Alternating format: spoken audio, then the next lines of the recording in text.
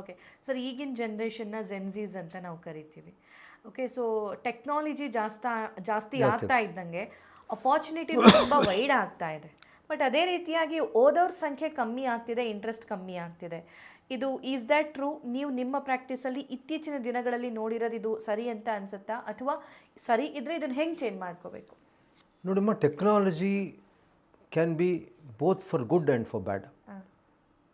ಈಗ ನನ್ನ ಮೊಮ್ಮಗ 10 ವರ್ಷದ ನಮ್ಮ ಮೊಮ್ಮಗ ರೀಲ್ಸ್ ನೋಡ್ತಿರ್ತಾನೆ. ನನಗೆ ಆಗ ಅನ್ಸುತ್ತೆ, ಏನಪ್ಪ ಇವರು ಈ ಥರ ಟೈಮೆಲ್ಲ ಈ ಥರ ವೇಸ್ಟ್ ಮಾಡ್ತಾರೆ, ಅವನು ಬರೀ ಸೋಷಿಯಲ್ ಮೀಡಿಯಾ ಬಗ್ಗೆನೇ ಇದು ಮಾಡ್ತಾರಲ್ಲ, ಇವರಿಗೆ ಏನು ಕಂಟೆಂಟ್ ಏನು ಸಿಗ್ತಿದೆ ಆ ಸೋಷಿಯಲ್ ಮೀಡಿಯಾದಲ್ಲಿ, ಕಂಟೆಂಟ್ ಏನು ಸಿಗ್ತಿದೆ, is it a good content, is a bad content, ಅದ್ರ ಬಗ್ಗೆ ನಮಗೆ ಭಾಳ ಯೋಚನೆ ಬರುತ್ತೆ. ಇನ್ನೊಂದು ಸಲ ನನಗೇನು ಬರುತ್ತೆ ಅಂದರೆ, ಇದು ಏನು ನಮ್ಮಲ್ಲಿ ಹೊಸ ಆವಿಷ್ಕಾರಗಳು ಬರ್ತಾ ಇದೆ, ಈ ಹೊಸ ಆವಿಷ್ಕಾರಗಳನ್ನು we can use it for our own good. ಈಗ ಫಾರ್ ಎಕ್ಸಾಂಪಲ್ ಇದೇ ನಾನು ಈಗಾಗಲೇ ಹಿಂದೆನೇ ಹೇಳಿದೆ, ಈ ನಮ್ಮ ಈ ಥರ ಪಾಡ್ಕಾಸ್ಟ್ಗಳಾಗಲಿ ಈ ಮಾಧ್ಯಮನ ನಾವು for the betterment of society use ಮಾಡ್ಕೋಬೋದು. ನಿಮಗೆ ಅಂಜಲಿ ಅಂತ ಒಬ್ಬಳು ಹುಡುಗಿ ಕತೆ ಹೇಳ್ತೀನಿ. ಅಂಜಲಿ ಸಿಕ್ಕಿಮಲ್ಲಿದ್ದು, she is a Bihari, Sikkim. ಅವಳ ಹೆಸರು ಅಂಜಲಿ ಶರ್ಮಾ, ಪೂರ್ತಿ ಹೆಸರು. ಅಂಜಲಿ ಶರ್ಮಾ 10ನೇ ಕ್ಲಾಸಲ್ಲಿದ್ದಾಗ suddenly she got a disease, became blind. 2 ಕಣ್ಣು ಕುರುಡಾಯಿತು, 2 ಕಣ್ಣು. ಎಲ್ಲೆಲ್ಲ ಇಂಥಿಂಥ ಆಸ್ಪತ್ರೆ ಕರ್ಕೊಂಡೋದ್ರು, ಏಮ್ಸಿಗೆ ತೋರಿಸಿದ್ರು. ಇವಳಿಗೊಂದು ಸ್ಪೆಷಲ್ ರೋಗ ಬಂದಿದೆ, ಈಗಲೇ ಟ್ರೀಟ್ ಮಾಡದೆ ಹೋದರೆ ಕಣ್ಣು ಹೋಗುತ್ತೆ, ಆದರೆ ಬಾಡಿ ಎಲ್ಲ ಸರಿಯಾಗಿರುತ್ತೆ ಅಂತ ಆಯಿತು. She wanted to become IAS officer. SLC ಇದ್ದವಳು, ಕುರುಡಿ. 11th ಹೋದ್ಲು, 12th ಹೋದ್ಲು. ಅದಾಗಿದ ತಕ್ಷಣ ನಾನು BA ಮಾಡಿಕೊಂಡ್ಲು. BA ಮಾಡಿದ ತಕ್ಷಣ ನಾನು IAS ಆಫೀಸರ್ ಆಗಬೇಕು ಅಂತ ಹೇಳಿ IAS ಆಫೀಸರ್ ಆದಳು. ಈಗಿದ್ದಾಳೆ, she now an IAS officer. ಹೇಗೆ ಒಬ್ಬಳು ಅಂಧೆ, a blind girl, how can she be an IAS officer ಅಂತ ನೀವು ಕೇಳ್ಬೋದು. Use of technology.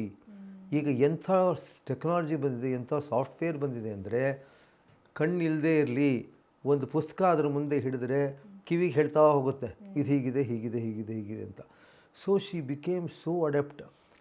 First rank ಬಂದು, ಕಣ್ಣಿಲ್ದೇವ್ರು ಫಸ್ಟ್ ರ್ಯಾಂಕ್ ಬಂದಿದ್ದಾರೆ ಸಿವಿಲ್ ಸರ್ವಿಸಲ್ಲಿ. ಹಾಗಾಗಿ ಟೆಕ್ನಾಲಜಿ ನಾವು ನಮಗೆ ವೆರಿ ಪ್ರೌಡ್. ನಾನು ಇವಳ ಬಗ್ಗೆ ಹೇಳಬೇಕು, ನನಗೆ ಎಷ್ಟು ಮೈಯೆಲ್ಲ ರೋಮಾಂಚನ ಆಗುತ್ತೆ. ಈ ರೀತಿ ನಮಗೆ ಮನಸ್ಸಿದ್ದರೆ ಮಾರ್ಗ. ನಾವೇನು ಮಾಡಬೇಕು ಅಂದರೆ ಅದನ್ನು ಟೆಕ್ನಾಲಜಿ, ನೀವೀಗ ಮೊಬೈಲ್ ಫೋನ್ ಟೆಕ್ನಾಲಜಿನೇ. ನಾನು ಯೂಟ್ಯೂಬಲ್ಲಿ ಇದನ್ನೇ ನಂದು ಹಾಕ್ತೀನಿ. ಯೂಟ್ಯೂಬಲ್ಲಿ ಯಾವನೋ ನೋಡ್ತಾನೋ ನೋಡಲು ಗೊತ್ತಿಲ್ಲ, ಯಾವನು ಒಬ್ಬ ನೋಡಿ ಅದರಿಂದ ಇನ್ಸ್ಪೈರ್ ಆದರೆ. IAS ಮಾಡೋರಿಗೆ ತುಂಬ ಬಡವ ಒಬ್ಬ ಹುಡುಗ ಇದ್ದ, ಅವ್ನಿಗೆ IAS ಮಾಡಲೇಬೇಕು ಅಂತ ಆಸೆ ಇತ್ತು. ಏನು ಮಾಡ್ದ? ಏನೂ ಇಲ್ಲ, ಬರೀ ಯೂಟ್ಯೂಬಲ್ಲಿ ನಿಮಗೆ ಲೆಕ್ಚರ್ಗಳು, ಯಾವ ಸಬ್ಜೆಕ್ಟಲ್ಲಿ ಲೆಕ್ಚರ್ ಬೇಕೋ ಸಿಗುತ್ತೆ, ಇಂಟರ್ವ್ಯೂ ಹೇಗೆ ಮಾಡಬೇಕು ಲೆಕ್ಚರ್ ಸಿಗುತ್ತೆ. ಆ ಯೂಟ್ಯೂಬ್ ಅನ್ನೋ ಒಂದು ಸಾಧನ ಟೆಕ್ನಾಲಜಿಕಲ್ ಎಷ್ಟು ಚೆನ್ನಾಗಿದೆ ಅಂದರೆ, ಆ ಒಂದು ಸಾಧನ ತೊಗೊಂಡ್ಬಿಟ್ರೆ ನೀವು ಎಂಥದಾದ್ರೂ ಅಚೀವ್ ಮಾಡ್ಬೋದು. ಕೆಟ್ಟದ್ದು ಇದೆ, ಒಳ್ಳೆಯದು ಇದೆ. ನೀವು ಒಳ್ಳೆಯದು ತೊಗೊಳ್ಳಿ. ಜನ್ಸಿಗೆ ನಾನು ಹೇಳೋದಷ್ಟೇ, you decide what you have to become. ಯಾಕೆಂದರೆ ಮುಂದೆ ನೀವು ಬೆಳೀತಾ ಬೆಳೀತಾ ಬೆಳೀತಾ ಬೆಳೀತಾ you have to face the same challenges or bigger ನಾವು ಫೇಸ್ ಮಾಡಿದ್ದೆ ಇನ್ನೂ ಬಿಗ್ಗರ್ ಚಾಲೆಂಜಸ್ ನೀವು ಫೇಸ್ ಮಾಡ್ತೀರ. ಆ ಚಾಲೆಂಜಸ್ ಓವರ್ಕಮ್ ಮಾಡಬೇಕಾದ್ರೆ use the same technology which you are addicted to. ಆದರೆ ಅದು ಯೂಸ್ ಮಾಡುವಾಗ ರೈಟ್ ಯಾವುದು ರಾಂಗ್ ಯಾವುದು ನೋಡ್ಕೊಳ್ಳಿ. ರೈಟ್ ಯಾವುದು ರಾಂಗ್ ಯಾವುದು ನಿಮ್ಗೆ ಗೊತ್ತಾ? ನಾನು ಪೊಲೀಸ್ ಅಧಿಕಾರಿಯಾಗಿ 5 ಪುಸ್ತಕ ಬರೆದೆ ಮೊನ್ನೆ.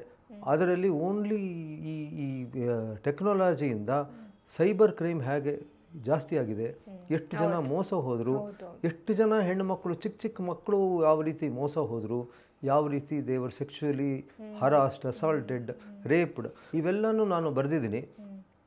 ಹಾಗಾಗಿ ಅದು ಬಳಕೆ ಮಾಡುವಾಗ ಹಿತವಾಗಿ ಮಾಡಿ, ಮಿತವಾಗಿ ಮಾಡಿ. 2 ಅವರ್ಸ್ಗಿಂತ never touch your cell phone for more than 2 hours a day. Never.